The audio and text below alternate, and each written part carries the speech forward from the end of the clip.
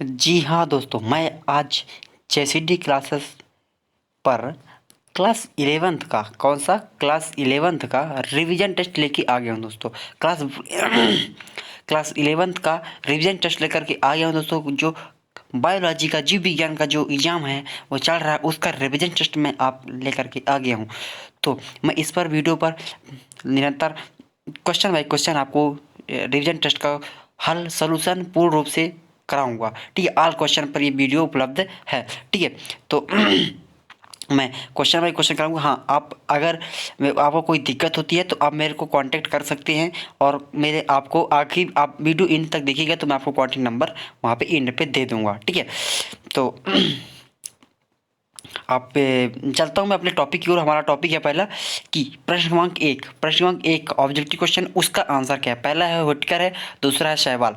ठीक है, हाँ, इसका आप एक काम, आप तत्काल स्क्रीनशॉट लीजिएगा, फटाफट स्क्रीनशॉट ले लीजिएगा ताकि आपको वीडियो का लिखने में समस्या ना हो। ठीक है, स्क्रीनशॉट रखते जाइए आपको, ताकि आपको मैं जल्दी जल्दी वीडियो बनाने की कोशिश करूँगा, क्योंकि बहुत लॉन्ग वीडियो हो जाता है तो अच्छा नहीं रहता।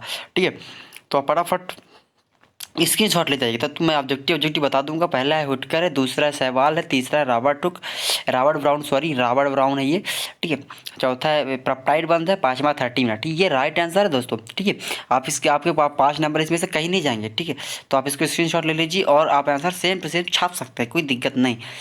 ठीक है, हाँ, मैं प्रश्न क्रमांक 2 को बात कर रहा हूँ। ये प्रश्न क्रमांक 2 अपना जो रिक्त स्थान से पूछा गया, ये प्रश्न क्रमांक 2। ठीक है, जो रिक्त स्थान के बारे में जांचेंगे। पहला का होगा उसको आंसर मृतोपजीवी, दूसरा का होगा ब्रायोफाइटा, तीसरे का होगा माइकोप्लाज्मा, और चौथे का होगा सरल प्रोटीन, पांचवें का होगा सक्षम कोशिका। ठीक है, ये मैंने हटा दिया, आप इसका तत्काल स्क्रीनशॉट ले लीजिए ताकि आपको वीडियो में दिक्कत ना हो।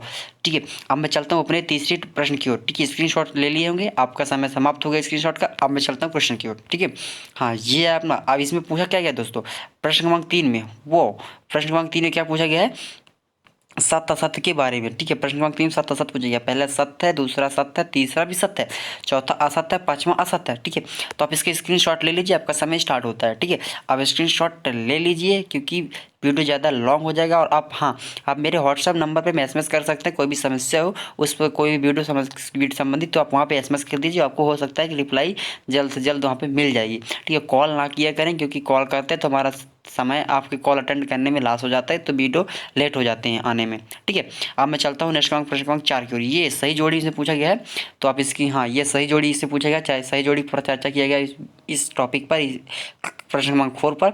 तो पहला है हाँ, आप स्क्रीनशॉट ले लीजिए क्योंकि मैं इसको नहीं पढ़ना, क्योंकि ज़्यादा समय लग जाएगा। ठीक है, आप स्क्रीनशॉट ले लीजिए।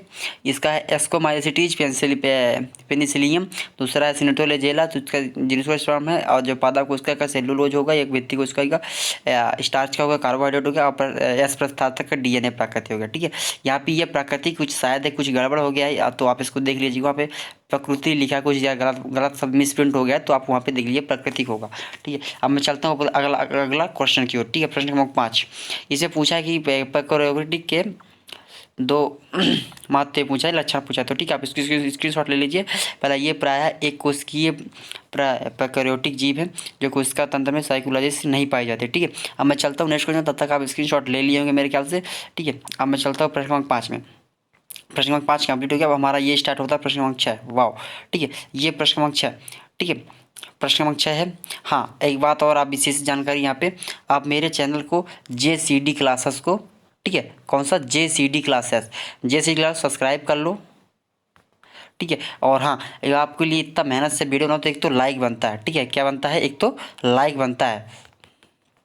एक तो लाइक कीजिए, आप अपने दोस्तों को, फ्रेंडों को शेयर कीजिए, ताकि, हाँ, आप JCD क्लासेस सब्सक्राइब जरूर कर लें। कौन सा क्लासेस, JCD क्लासेस। ठीक है, ताकि सब्सक्राइब कर लेंगे तो आपको वीडियो का नोटिफिकेशन आपको मिलता रहेगा। जो वीडियो नया अगला रिवीजन टेस्ट का लोड होगा उसका नोटिफिकेशन आपको मिल जाया करेगा। ठीक है, हाँ, चलता प्रश्न क्रमांक 6, इसमें पूछा गया प्रोटीन के 2 कार्य। ठीक है, तो पहला कार्य है शरीर में वृद्धि एवं विकास के लिए होता है, और दूसरा हो शरीर में ऊर्जा आदान प्रदान के लिए उपयोगी माना जाता है। आप स्क्रीनशॉट ले लीजिए, तब तक मैं चलता हूँ नेक्स्ट प्रश्न की ओर। ठीक है, आप स्क्रीनशॉट ले चुके होंगे मेरे ख्याल से। अब मैं चलता हूँ प्रश्न क्रमांक 7 की ओर। हाँ, इसमें कोशिका की परिभाषा पूछा गया दोस्तों। तो कोशिका की परिभाषा क्या है, कोशिका जीव की एक रचनात्मक और क्रियात्मक एक इकाई है। इसे शॉर्ट में भी कह सकते हैं रचनात्मक, क्रियात्मक, संरचनात्मक, यह इकाई है। ठीक है, कोशिका की परिभाषा यही है। प्रश्न क्रमांक 7 का, ये 2 नंबर का आता है, कोई बहुत बड़ा क्वेश्चन नहीं है। ठीक है, आप इसको शॉर्ट में लिख सकते हैं। ठीक है, चलता हूँ मैं प्रश्न क्रमांक 8 में। ठीक है दोस्तों, प्लीज़ मैं मेहनत से वीडियो बनाता हूँ। ठीक है, तो आप लाइक सब्सक्राइब कर दीजिएगा ताकि आपको कोई भी दिक्कत। तो हाँ, आप प्रश्न क्रमांक 8 में देख लेते हैं। प्रश्न क्रमांक इसमें पूछा गया है माइटोकॉन्ड्रिया की, जो माइटोकॉन्ड्रिया है उसको पावर हाउस क्यों कहते हैं। ठीक है, तो माइटोकॉन्ड्रिया एक संबंध श्वसन क्रिया से होता है, जो इसका भोज्य पदार्थ हो ऑक्सीजन होता है, जिसमें मुक्त ऊर्जा एटीपी के रूप में संचित रहती है। और इस कारणों से, ठीक है, वो इस लिखा हुआ डिस्टर्ब हो गया, इस कारणों से माइटोकॉन्ड्रिया को कोशिका का पावर हाउस कहते हैं। ठीक है, वहाँ पे ऊर्जा का एटीपी का संचरण किया जाता है। ठीक है, स्क्रीनशॉट ले लीजिए तत्काल। मैं चलता हूँ नेक्स्ट क्वेश्चन की ओर। स्क्रीनशॉट ले लीजिए, क्योंकि आप स्क्रीनशॉट ले लेके रख लीजिए, फिर आप विधिवत रूप से लिखते रहिएगा, क्योंकि आपके पास भी समय नहीं होता। आपको 3 घंटे का पेपर देना होता है, तो हम आप सोचिए, हम आपके 3 घंटे का पेपर हम लोग एनालिसिस करते हैं, पूरे कई बुकों से छाट छाट के आंसर लिखते हैं, फिर आपको भी ये आंसर प्रोवाइड कराते हैं। तो एनालिसिस करना पड़ता है हमको पूरा पूरा, कई प्रकार के बुक, 4 प्रकार लाइब्रेरी से बुक निकालो, फिर पूरी आंसर एनालिसिस करो, है ना। और आप लोग को तो दिन भर बस लिखना रहता है, तो आप फटाफट स्क्रीनशॉट ले लो और लिख लिया करो। तो ठीक है, ये मेरा 9वां क्वेश्चन है। ठीक है, आप इसके स्क्रीनशॉट लीजिए, मैं इसको पढ़ के सुना देता हूँ। समसूत्री विभाजन में सम विभाजन कहा जाता है। ठीक है, क्योंकि विभाजन में अंत में 2 ऐसी कोशिकाएं बनती हैं जिसमें गुणसूत्रों की संख्या जनक के कोशिकाओं के बराबर होती है। ठीक है, अब इस विभाग, हाँ, इसको समझने की ज़्यादा समय नहीं है, क्योंकि आप स्क्रीनशॉट लीजिए और सेम आंसर छाप दीजिए। ठीक है, अगर आपको आगे क्वेश्चन है संस्कृति विभाजन संबंधी कोई क्वेश्चन हो तो आप छाप दीजिए। ठीक है, इस विज्ञान के जनक कोशिकाओं से अनुवांशिक गुण पुत्री कोशिकाओं को में पहुंचते हैं, अतः इस विभाजन को अनुवांशिक समानता बनी रहती है। ठीक है, हाँ, अब स्क्रीन शॉट ले लिए होंगे मेरे ख्याल से। ठीक है, मैं चलता हूँ प्रश्न क्रमांक 10 की ओर। ठीक है, यहाँ प्रश्न क्रमांक 10 हमारा, इनमें इसके कारण से पीड़ित, हाँ, इसमें पूछा अर्धसूत्री के महत्व पूछा। ठीक है, अर्धसूत्री के महत्व, तो अर्धसूत्री का महत्व 3 नंबर का आया, तो 3 क्वेश्चन अपन दे सकते हैं इसमें। इस कारण पीढ़ी दर पीढ़ी की कोशिकाओं में गुणसूत्र की संख्या में समान हो रहती है। ठीक है, इस विभाजन के कारण जनक की एक ही समान कोशिकाओं में पैदा करती है, इसके कारण भिन्नता पैदा होती है जो जैविक विकास के लिए आवश्यक है। ठीक है, हाँ, स्क्रीन ले लीजिए, ये आपका समय स्टार्ट होता है। आपके पास मैं आपको 5 सेकंड का टाइम दूंगा या 10 सेकंड का, तो लगभग लोग आप स्क्रीनशॉट ले चुके होंगे मेरे ख्याल से। तो मैं चलता हूँ नेक्स्ट क्वेश्चन की ओर। ठीक है, ये मेरा नेक्स्ट क्वेश्चन है, वाओ, 11वां नंबर का। ठीक है, कुछ लॉन्ग तो नहीं है, पर देखो 11वां नंबर है, इसमें क्या है, कुछ टाइफी के बारे में बात किया गया है। ठीक है, आप उसको प्रश्न देख लीजिएगा। वर्ग साइनोफेरी एक सदस्य नीले हरे शैवाल कहलाते हैं, क्योंकि इस का मुख्य वर्णक नीले हरे शैवाल एवं फाइनोसाइनिसिन होता है, जैसे अतिरिक्त में क्लोरोफिल होता है, और अतिरिक्त में से क्लोरोफिल ए या बीटा, अल्फा या बीटा तथा सी में फाइकोइंथ्रिन, चूँकि इनकी संरचना जीवाणु से मिलती जुलती है होती है, तथा इनमें साइनोबैक्टीरिया, हाँ, इसमें क्या पूछा था, साइनोबैक्टीरिया किसे कहते हैं, साइनोबैक्टीरिया की परिभाषा दिया गया है। आप इसके स्क्रीनशॉट ले लीजिए, तब तक मैं चलता हूँ नेक्स्ट वीडियो का स्क्रीनशॉट आप हो सकता है ले चुके होंगे मेरे ख्याल से। तो चलता हूँ अगले टॉपिक की ओर। ठीक है, अगला क्वेश्चन की ओर। ठीक है, मेरा अगला प्रश्न है, ये देखिए प्रश्न नंबर 12, हाँ, इतने के अंदर आ गया। ठीक है, हाँ, ये प्रश्न नंबर 12। ठीक है, प्रश्न नंबर 12 जिसे पूछा गया है टेरिफेटा। ठीक है, टेरिपेटा न पीढ़ी दर पीढ़ी नर मादा एवं अल्पकालिक होती है, तथा यह युवाओं में निर्माण के लिए सीमित होती है, एवं नर युग्मकों को समिति में ये, ठीक है, जो मादा युग्म से मादा जनप्रंदांग में एक्योरिटी बनाती है। ठीक है, आप इसको स्क्रीनशॉट ले लीजिए और आप सेम टू सेम आंसर छाप दीजिए, कोई दिक्कत नहीं होगा। अगर आपको जो भी समझ में नहीं आता है तो वीडियो को क्वालिटी बढ़ा करके आप देख लीजिए, वीडियो को क्लियरिटी समझ में आ जाएगा। ठीक है, मैं चलता हूँ नेक्स्ट क्वेश्चन की ओर, भी है प्रश्न क्रमांक 14। ठीक है, ठीक है, प्रश्न क्रमांक 14, इसमें पूछा गया है कि प्रोटीन के क्या है, प्रोटीन के 4 चरण के नाम और उनके कार्य लिखना। ठीक है, तो प्रोटीन क्या है, आप यहाँ से स्क्रीनशॉट इसका ले लीजिए। पहले मैंने इसे बता दिया, प्रोटीन अमीनो अम्लों की पेप्टाइड श्रृंखला को प्रोटीन कहते हैं। जो अमीनो अम्ल होता है, ठीक है, और जो पेप्टाइड बंध से बने श्रृंखला होते हैं, उन्हीं को हम क्या बोलते हैं, अमीनो अम्ल। ठीक है, अब इसके 4 नाम है, संचार के 4 नाम है। पहला प्राथमिक संचार, तो एक सीधी पेप्टाइड, आप स्क्रीनशॉट ले लीजिए दोस्तों, मैं पढ़ूंगा नहीं क्योंकि समय ज़्यादा लंबा वीडियो हो जा रहा है। ठीक है, आप स्क्रीनशॉट ले चुके होंगे मेरे ख्याल से, तो मैं चलता हूँ ऊपर बढ़ाता हूँ। ठीक है, ठीक है, अब ये आ गया द्वितीयक है, तृतीयक है और चतुर्थ है। मैंने इसे 4 नाम पूछा, तो मैंने पहला प्राथमिक, द्वितीयक, तृतीयक, चतुर्थांश। तो द्वितीयक का प्रोटीन कुंडली के रूप में पाई जाती है। ठीक है, तृतीयक में क्या होता है, इसमें पेप्टाइड बंध के अलावा हाइड्रोजन बंध भी पाया जाता है। ये क्या है, प्रोटीन के कार्य हैं, मतलब सॉरी, इनके कार्य हैं। ठीक है, तो इनकी जो 4 भाग है। चतुर्थांश संरचना क्या है, इसमें 2 प्रोटीन से अधिक पेप्टाइड बंधों की श्रृंखला बनी होती है। ठीक है, अब ये इनके संरचना के कार्य हैं। ठीक है, आप स्क्रीनशॉट ले लीजिए, पूरे में मैं करने की कोशिश करूँगा इतने में। हाँ, आप स्क्रीनशॉट ले लिए होंगे मेरे ख्याल से, मैं चलता हूँ तब तक अगली क्वेश्चन में। ठीक है, अब अगली क्वेश्चन है, हाँ, ये देखिए, इस पर बच्चे बहुत भारी कंफ्यूज होते हैं। ठीक है, तो आप इसको अब स्क्रीनशॉट ले लीजिए, इसमें कोई बताने वाली ये प्रश्न क्रमांक जो 15 है। ठीक है, मैं इस पर बता देता हूँ प्रश्न क्रमांक 15। ठीक है, ये मैंने यहाँ पे लिखा नहीं है, प्रश्न क्रमांक 15 का आंसर है जो इसमें पूछा हुआ है, एक पादप कोशिका का नामांकित चित्र बनाइए। ठीक है, तो आप इस पादप कोशिका का नामांकित चित्र बना सकते हैं, कोई दिक्कत नहीं होगा। ठीक, आप इसको स्क्रीनशॉट ले लीजिए और आराम से विधिवत रूप से चित्र बनाते रहिएगा, कोई दिक्कत नहीं होगा। ठीक है, आप स्क्रीनशॉट ले लिए होंगे मेरे ख्याल से। चलता हूँ मैं नेक्स्ट वीडियो नेक्स्ट क्वेश्चन की ओर। ठीक है, ये 17वां नंबर क्वेश्चन है। ठीक है, इसमें पूछा है जिनोस्पर्म और एंजियोस्पर्म के अंतर। ठीक है, वो उसमें इंग्लिश में लिखा हुआ, उसका हिंदी होता है अनावृतबीजी और आवृतबीजी में अंतर। ठीक है, तो मैं ये स्क्रीनशॉट डाल दिया, अब यहाँ से स्क्रीनशॉट ले सकते हैं। प्रश्न क्रमांक 17 का उत्तर, हाँ इतने में आप स्क्रीनशॉट ले, साथ मेरे ख्याल से क्लियर दिख रहा है। ठीक है, हाँ स्क्रीनशॉट ले लीजिए। अब तब तक मैं चलता हूँ नेक्स्ट वीडियो में।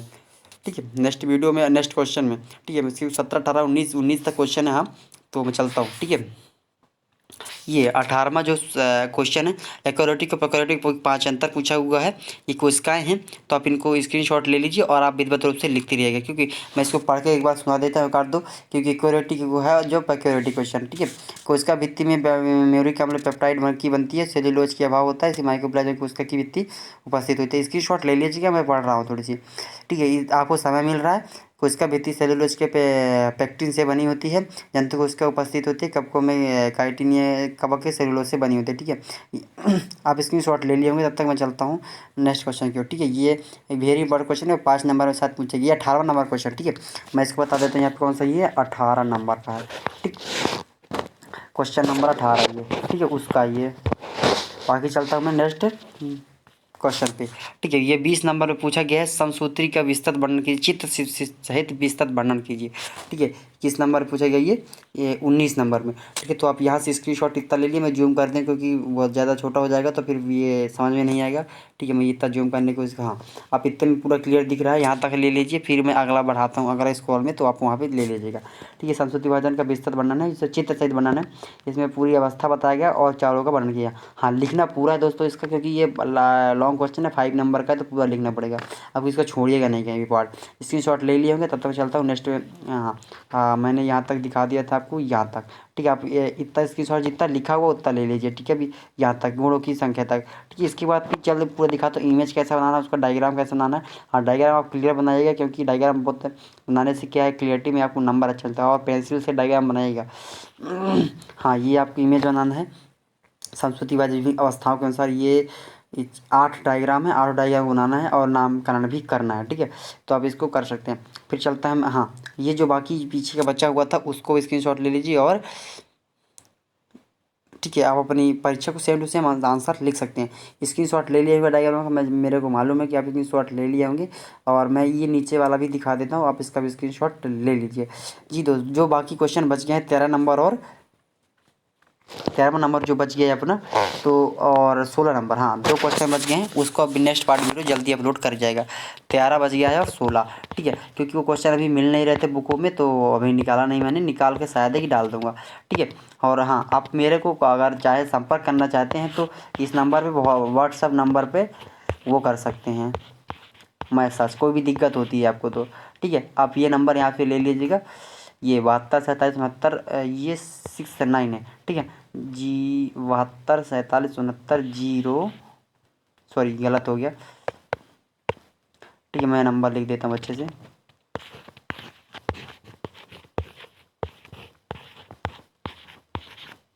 ठीक है, आप इस पर व्हाट्सएप एस कर सकते हैं, कॉल भी कर सकते हैं, पर ज़्यादा आपको समस्या कोई चीज़ समझ में नहीं आए, आप फालतू में कॉल मत कीजिए टाइम पास करने के लिए, क्योंकि मेरे पास समय नहीं होता, और मेरे को 9th 11th 12th 9th 11th 12th 10th all, मतलब 4 क्लास के वीडियो उपलब्ध बनाने होते हैं, ऑल सब्जेक्ट पर पर डे वीडियो बनाना होता है, तो क्योंकि मेरे को समय नहीं मिल पाता है। ठीक है, तब तक के लिए जय हिंद, धन्यवाद, वंदे मातरम। मिलते हैं हम अगली वीडियो के साथ अगली सब्जेक्ट में।